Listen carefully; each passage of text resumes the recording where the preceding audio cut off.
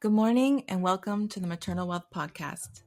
Today is a special day where my sister Rachael and I open up and share with you all why we started this project. Good morning, Rachael. Good morning. Nice to see you.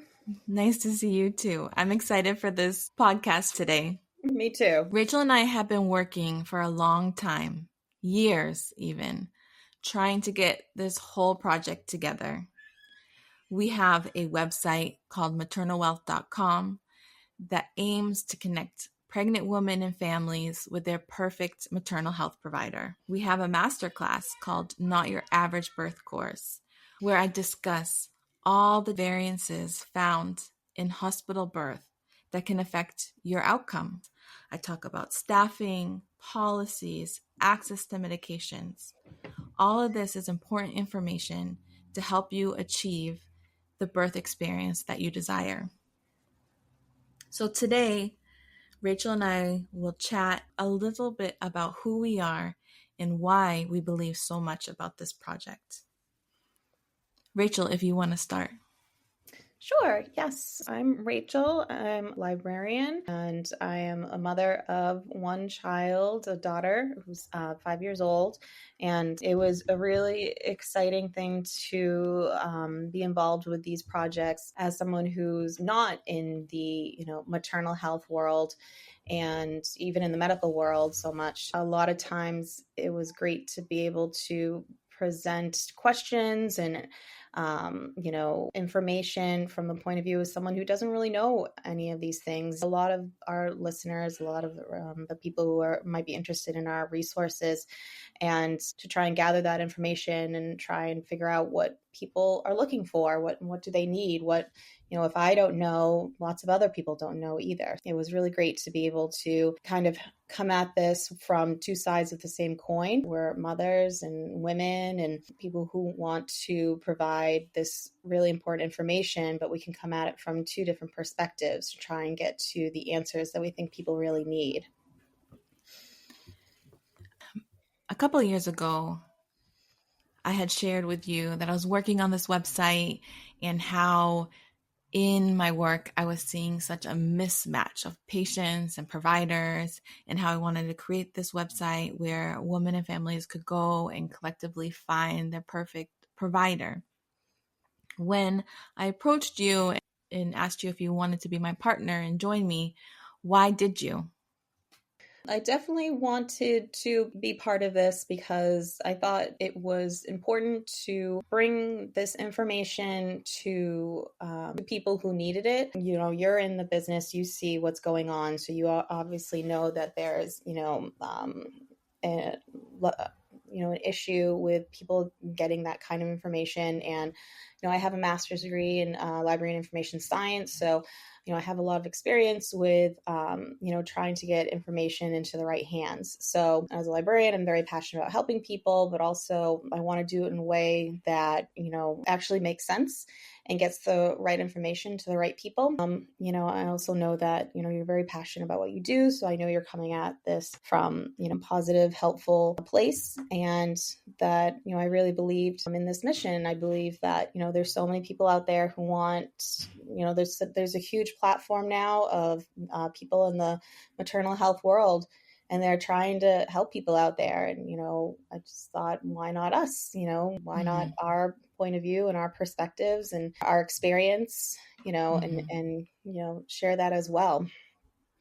Yeah, I definitely see a shift happening in the maternal health world, that women are rising up, they're using their voices, they're advocating for themselves, and collectively trying to make change to create a better, more safe, more holistic experience for women and their babies. Yeah, absolutely.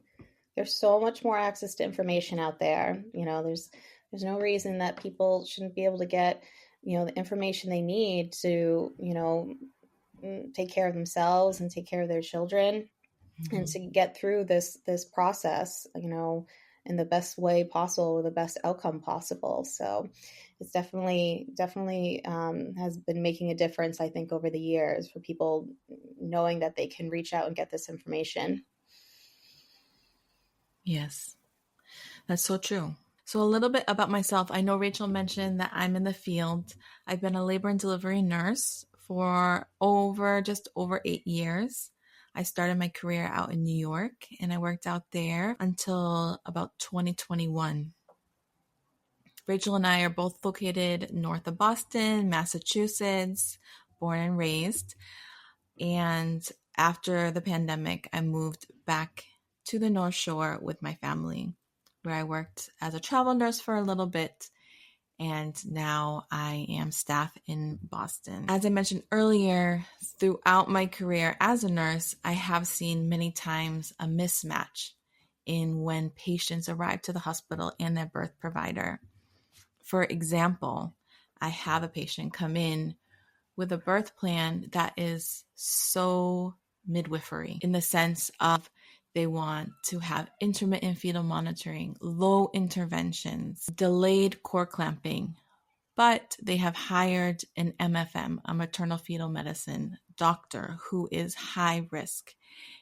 And the truth of the matter is it doesn't always jive. It doesn't mix well. It's just two different ideologies of practice, one being medicine and one being midwifery. That's where the idea of maternalwealth.com came from. So maternal health providers, whether you're OB, midwives, chiropractors, lactation consultant, we have badges on our site where you can go and click the badges that identify with your practice. So women and families who are seeking unique care, seeking individualistic care, can find you and match up with you to have a great experience. I'm also a mother. I have 3 children, 3 lovely, beautiful, energetic little boys. Prior to being a nurse, I was a social worker. I was in the Peace Corps for a little while. I was a Spanish medical interpreter. So I've done a few different things in my past. Nursing is definitely a second career, which I'm thankful for. In my previous careers as a social worker in the Peace Corps, Spanish interpreting, all of that has integrated into my practice where I can holistically take care of my patients. Recently, Rachel and I started a new project called the Maternal Wealth Podcast. The idea came from creating a collective safe space where women, families, providers can get on our podcast and chat about their experiences, chat about how they help people, the space that they take up in the maternal health world. We're doing this so women who've had babies can hear that they are not alone in their experiences. We're doing this so women who are pregnant can hear about experiences before they get to the hospital, before they get to the birth center. Later in this podcast, Rachel is going to share her birth story with us, which will be exciting to hear and also a little emotional for me to hear because I was also a part of her birth story. Yep. Our last product that we have to discuss today is our birth course, Not Your Average Birth Course. Rachel, do you want to talk about that? Sure. Stephanie created this course because she wanted to have listed out in one place the information that she wanted to share with people who either it's their first time giving birth or if they've already given birth but they kind of felt blindsided by the whole situation and they are going into it again and they want more information, or even if you're in the maternal health world and you just want another person's point of view of their experience working in the maternal health world or the hospital setting. She put this together to share her experiences, her thoughts, or the facts and figures about what it's like giving birth and things to be aware of. A lot of things that she delves into is birth locations, birthing providers, prenatal and postpartum support, which is so important and it's starting to get a lot more attention now. Support during labor. Everyone's curious about epidurals, C-sections, inductions. Sometimes people think that there's only just you either have a C-section or you give birth, but there's so many different layers to it. Everyone's birth story is so different. We're talking about pushing and how ready you are with giving birth. So it just really delves into a lot of different content that has such a huge focus on trying to mentally prepare yourself for what a journey it's going to be. You go into this with a list of questions, with a list of things that you can ask your birth providers or midwives or whoever is going to be part of your labor team. So also so that, these people you're going to be working with, they know you're not messing around. You're taking this very seriously. This is a big deal. And sometimes I think people, they get so familiar with their work life and with being part of this that sometimes it's just another day for them. But for you, this is a huge occasion in your life, and you want to make sure that you have as much information as possible and that you're going into this. A lot of people have their own birth plans and things that they want to do, and you want to try and follow that as much as possible, but also be aware that's not always going to happen, and what are the other paths that this could take. So Stephanie really tries to prepare you as much as possible for what to expect going into this and why this is such a good course for you as part of your maternal health journey. Some of the areas that I really dive into are epidural placement. An epidural isn't just an epidural. There's so much that goes into it depending on who places the epidural, the staffing of the hospital, how the epidural works for you, when you start pushing with the epidural. So it's not just an epidural is an epidural is an epidural, because that is not true. And this course will give you the information and really break down when is a good time to get an epidural. Is the hospital that you're going to staffed appropriately so you can get that epidural? Does your birth provider shut off the epidural at some point? Because some do. So it just gives you the information to prepare you in addition to your birth plan to advocate for yourself if you get to a point where you're presented with a situation that you didn't believe that you were going to be presented with.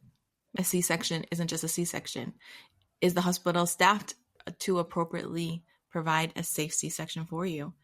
There's variances in how you're medicated for your C-section to make sure that you're fully covered throughout your entirety of the surgery. So there really is great information in the course. I also have a whole section about pushing. And I have to say, with my patients, we're not sitting there pushing for 3 hours. I do visualizations. We think about how we push and how you push your baby out effectively without having maternal exhaustion. And we also have the empowerment questions. You want to talk about the empowerment questions? Also for free, we have an empowerment question guide. We understand the importance of having the right support and information during this experience. And so Stephanie and I worked on this free guide for people to download. So when you go to meet with your maternal health care team, depending on the location or who you're going to be meeting with, we have a list of suggested questions that you can ask them, things that you might not have even thought about, or things that the support team might think you already know, so they decide not to tell you. It's just something to really get you thinking about some of the details of what you need to expect going into this, and also how this will affect your birth plan, your support team, the location. Things might have to change. So it's definitely worth just taking a look at and seeing if this might be a good fit for you for part of your maternal health journey.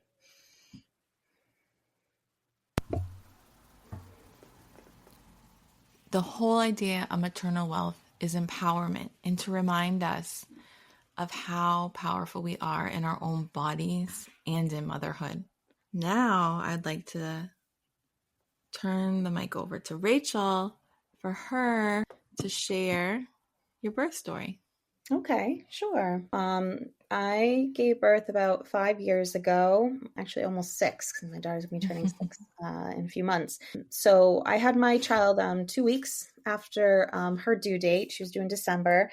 My OB wanted me to wait after my due date because we were getting into the Christmas holidays. So they were going to be short-staffed, and they didn't want to schedule induction because they were expecting there to not be as much help during that time because of the holidays. I was feeling okay at that point. I was already going on my maternity leave just in case things started naturally on their own. I was fine with waiting. And when my induction date arrived, it was the day after Christmas, and I wasn't really feeling anything. I mean, sometimes I would get those, Braxton Hicks and things like that. And, I was doing all the things that you're supposed to do to try and jumpstart labor. But really, she was snug as a bug in there. She had no interest in leaving. So when I arrived at the hospital, I got a room. They brought me in.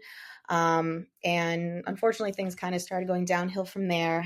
They put me in a room with a hot tub, which I was excited about. I know a lot of people talk about trying to do water and showers and things like that when you eventually go into labor. But because of some health concerns with my child, they wanted to keep me connected to the fetal monitoring the entire time. So unfortunately, I wasn't able to use that.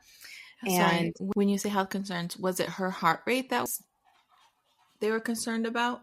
no, my daughter was due in December, and in November, at one of my ultrasounds, the doctor was concerned about some of the results that she was seeing, where they were worried about my daughter's ventricles becoming too enlarged. It's basically, I'm trying to remember exactly how it goes. There's like a drain in the back of your head where there's a brain fluid. There's brain fluid becomes too full. I, sorry, I That's wish I could okay. explain a little better, but it's That's called totally fine. ventriculomegaly. A lot of times it's found in fetuses where basically things aren't developing the way they're supposed to. So there might be a buildup of cerebral fluid, and it could cause brain development problems. They weren't really sure. And you don't really know until after the child is born and they grow up a little bit, but they were concerned with the size of what they were seeing in some of the ultrasounds. And because of this concern, they wanted to continue the fetal monitoring the whole time. In the end, everything worked out fine. She was fine. There weren't any issues or anything, but there are cases where it can cause a lot of brain development problems. So it was something they were monitoring closely. So I had to go in for a bunch of tests before that. So it was just from November to December. It was just a lot. Before you went to the hospital, did they let you know that you had to have continuous monitoring, or they let you know once you arrived? They let me know once I arrived. They did not tell me that beforehand. Also, when I was in the hospital bed getting set up for the induction, when the nurses, they were coming in, they were getting me all set, connecting me to everything. The nurse who was trying to put an IV in ended up piercing a vein. She was putting it in, and I've had IVs before. I know they're uncomfortable, but they're not so painful that you start screaming in pain. But she wouldn't stop because she thought I was overreacting. And then eventually when she realized what was happening, she did stop. I ended up getting a bruise so bad from that happening that eventually when I had my child, breastfeeding became very difficult because I couldn't move that arm correctly for a while. Eventually I asked for another nurse to come in to put in an IV placement. So it ended up being fine. But that was not the best way to start it. Yeah, that sounds Um, very stressful. yeah, yeah. They were monitoring me for a while. I got the Pitocin. Did you have anything before the Pitocin? Did you have any cervical ripening, which would be like a little pill or like a little string placed in your vagina? They might have given me a pill. I don't remember, but Mm-hmm. nothing was inserted. They didn't do Okay. anything that way. Because I eventually was dilating on my own. So, Mm-hmm. they kind of were playing around with the Pitocin for a bit, upping it and, seeing how I was doing and lowering it if it seemed like, things were happening too fast. Eventually, I did end up dilating. How about the balloon? Did they do the cervical balloon on you? No, they did not. No balloon. Okay. When I started getting labor pains, they gave me nitrous oxide to start with, which was fine. I knew I had always planned on getting epidural. I didn't think that I would be able to do it with deliver without it. I don't think I was the kind of person who could handle that, which was fine. And I was already pretty familiar of how like an epidural is placed and that it's a painful process, but in the end, I think it was the right fit for me. Um, Rachel, do you know what raw dog means? I got the nitrous oxide, and then they were like, to see how long you can handle that. And I got the nitrous oxide, I think when I was at like 3.5 centimeters. At that point, I was like, I'll do it, but like, I'm ready for the epidural. Like, when an anesthesiologist is ready, like, just bring them in. But at the time I was starting to ask for the epidural, there were 2 emergency C-sections happening at the same time. I don't remember what exactly was happening with those patients, but I do remember the nurse coming in and being like, sorry, there's no anesthesiologist available. Me being like, no, well, no, I need it now, because it was starting to get really, really bad. I was sucking down that nitrous oxide. Like the pain was a lot, and I was trying to breathe through it and do it, but like, I knew I really wanted the epidural. So, I believe they found an anesthesiologist from another part of the hospital, to come in to do it. And, so I got my epidural. Can I ask you a question? Sure, of course. You were on Pitocin at this point, right? When you were waiting for the epidural? Yes. Did they adjust the Pitocin while you were waiting? Did they turn it down? Possibly, because I was dilating. I was progressing. So they could have, but I don't remember off the top of my head. Mm-hmm. Yeah, sometimes when patients have to wait for a long, like, I know it's going to be a long time, like 30 minutes to an hour, I might adjust the Pitocin just to help them get to that point where the epidural covers them. Oh, okay. Yeah, it could have. I mean, there are always nurses coming in and out of the room, but at that point I was really starting to feel a lot of pain. So I was just really focused on trying to like manage the pain. And I would have probably said yes to anything they needed to do at that point. So yeah, you're just trying to get through it. Yeah, it was. Yeah. I was like seeing stars of that stuff. It was a lot. Yeah, those Pitocin contractions are no joke. Yeah. They're really intense. So are Pitocin contractions different from natural contractions then? Yes and no. Okay. The way I explain it to my patients is with Pitocin contractions, it's somebody else managing your labor. So somebody else is controlling the medication, and the goal is to get you contracting every 2 to 3 minutes. As opposed to natural labor, what you see is more of a variance in labor. So the intensity fluctuates. You might get a little break in between. You might get a 5-minute break, and then you go back into it. With Pitocin, they don't want a break. They just want back to back to back to back. So you don't really get that reprieve.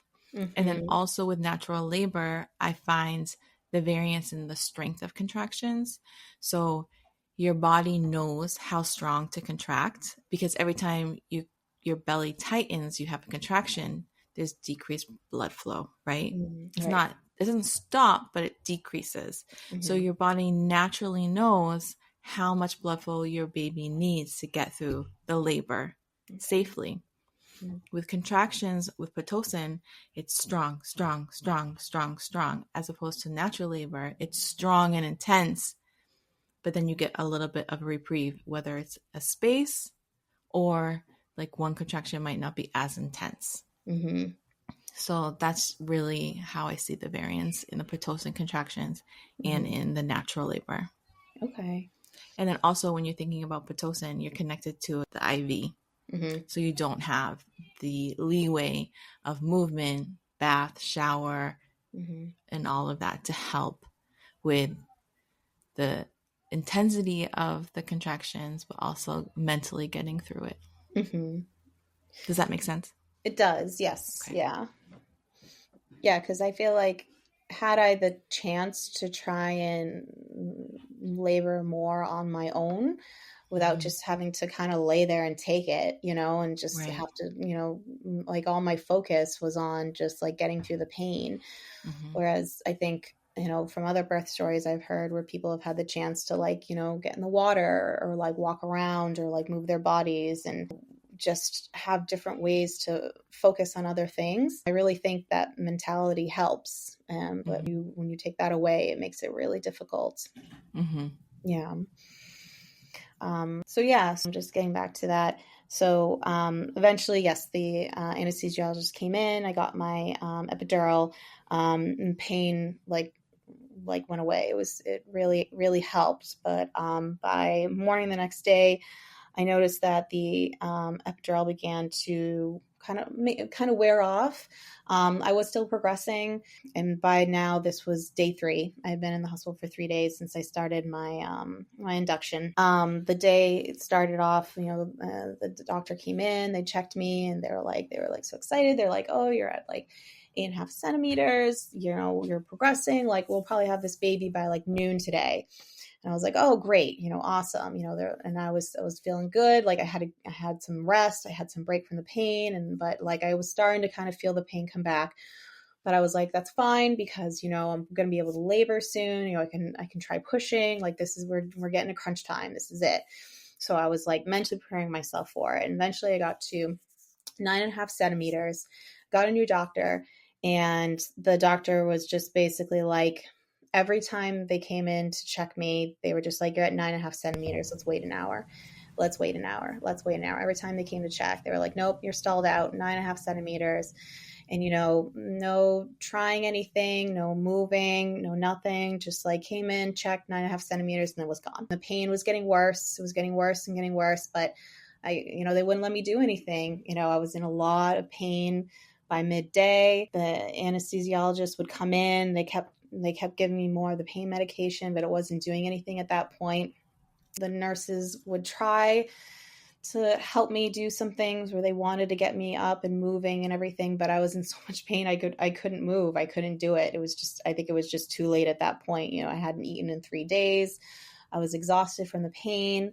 I was really disappointed that, I thought at that point we were going to be further along than where we were. Mentally, I wasn't in a good spot anymore. And when the doctor came in to check me again, I just flat out refused. "I don't want you touching me. I can't. If you're just going to tell me the same thing over and over again," it hurt. It was really painful for me to get checked. And so I didn't want that anymore.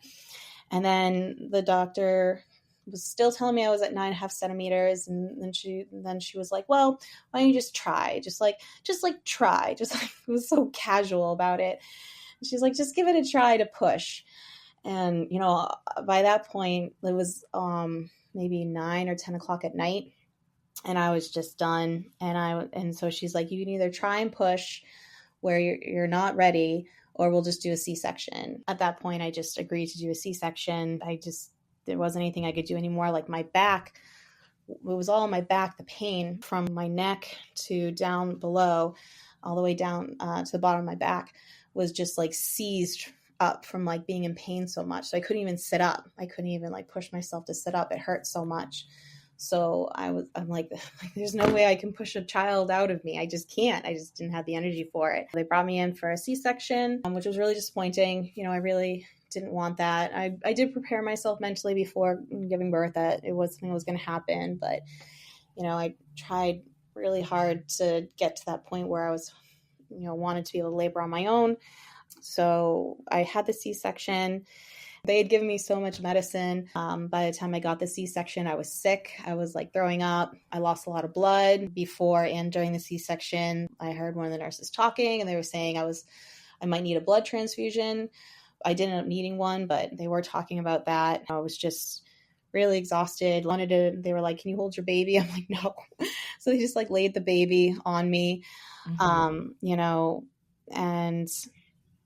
and so, yeah, so eventually I did have the baby, and, I got through it and everything, and I was in the hospital for the next few days, but that was my birthing story. Part of what Rachel didn't mention was that I was there too for some of it, and I was a labor nurse at that point, and trying to advocate and trying to really get you the best of care that you could have was hard. Oh, yeah. It was hard. And I can remember leaving. At some point I had to leave because I was still breastfeeding, and we ran out of milk at our parents' house. And the moment that I left, Mom called and said they're gonna do a C-section. So I was so angry that they waited till I left to convince you to have a C-section. Mm-hmm. Yeah, I do remember that. I do remember also you were so nice to the nurses. You bought them all pizzas as a thank you for, taking such good care of me. I remember that. Yeah.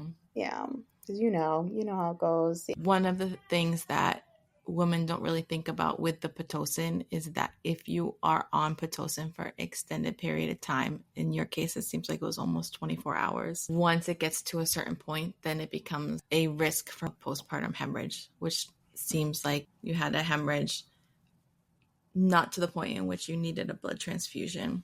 There are variances in which providers decide to transfuse blood. It's not just black and white. Mm-hmm.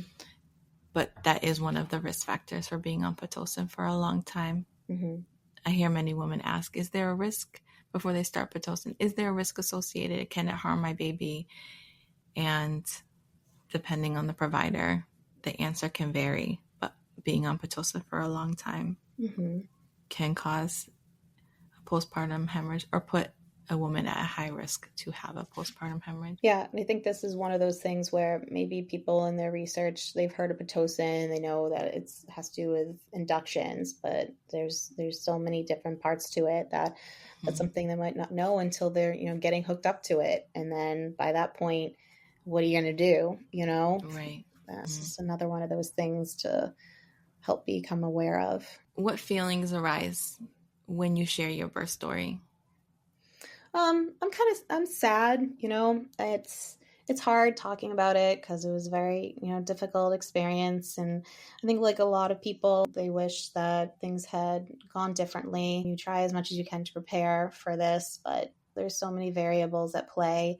And in the end, I'm okay and my child's okay and we got through it, but it's definitely had an impact on considering future children. I hear other people I know who they become pregnant and they're so excited and they're so happy that they're going to become a parent and everything. I don't want to tell them my birth story because unless they, obviously if they ask and everything, I just get this sense of like dread for them as well too, where I'm so excited to become a parent, but also like with my birth story and lots of other birth stories that I've heard, I know they're in for it too. They might be a lucky one and it might be super easy. I've heard those too, but I just feel like I have like this ghost story that I want to tell people just to make them aware of what can happen. I can shift my energy into doing things like this, like the podcast and the class. And so we can share this information in like a healthy way where I don't want to scare anyone,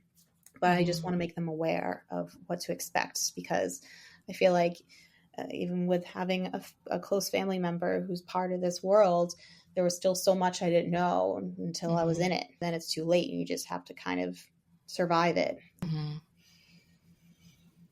I asked this question to one of our interviewees earlier.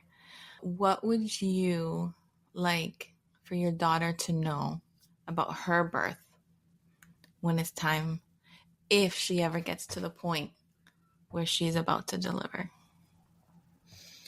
I'd want her to know that, she can advocate for herself.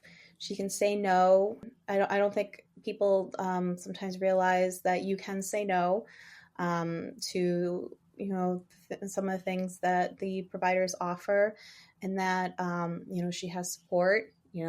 God willing, I'll be there for her for it, or, her partner, or if she decides to do it alone, like she'll have some kind of team or support in her own way.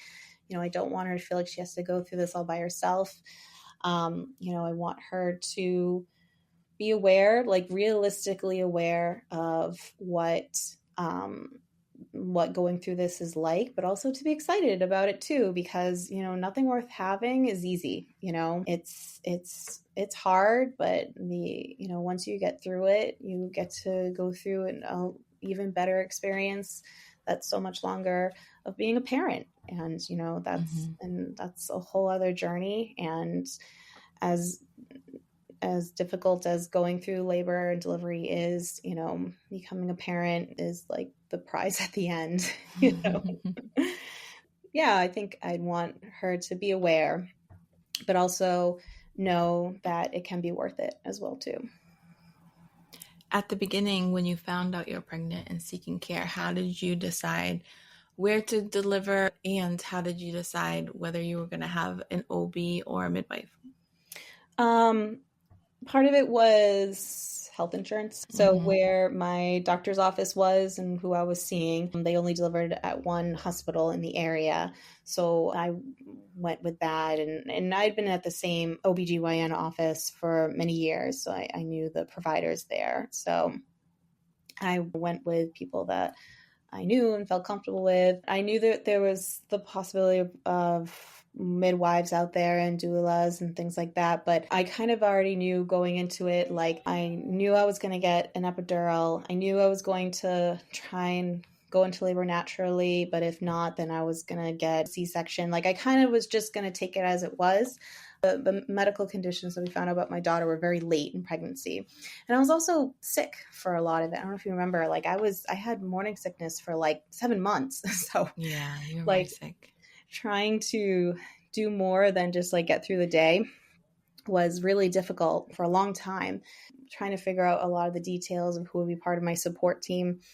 I didn't really have the mental energy for that. But if I was ever going to go through it again, then I would do a lot of things differently. Working with a midwife, having more people there to advocate for me. I think a lot of people would try and do things differently second time around. Which is one of the reasons why we're doing this podcast, for women to share their stories. Mm-hmm. So women who are going into this can hear and make decisions that are more appropriate. It's not black and white going into maternal health. Mm-hmm. There's a lot of variances on where you deliver, who is your birth provider. Right, exactly. Even if you have one OBGYN or one midwife, are they going to be there for your delivery? Mm-hmm. It could be somebody else and somebody that you don't jive with. So being aware of everyone on the team is super important. Yeah. Bedside manner matters in labor and delivery. No, I definitely agree. Yes, it does. I don't care how well you can do a C-section. Bedside manner matters. I tell my patients, having a birth is not just about labor. It's about being prepared mentally, being supported. It's about your heart and your soul, believing in it. And you need a team that believes in you too. Well, thank you for sharing. Oh, you're welcome. Thank you for giving me the space to share. We have a social media presence on Instagram. If you want to check out, the things that we're posting, we're going to be posting the podcast and the class and maternalwealth.com on there. And, if you want to give us a like and a shout out, we'd love to hear from you. If you're interested in sharing your birth story, we'll be putting that out there as well to give you the option to let us know what you want to share. So I'm going to be doing that. Yeah, that's a great point. If you are interested in sharing your birth story, give us a shout out and we'll reach out and schedule a time to chat.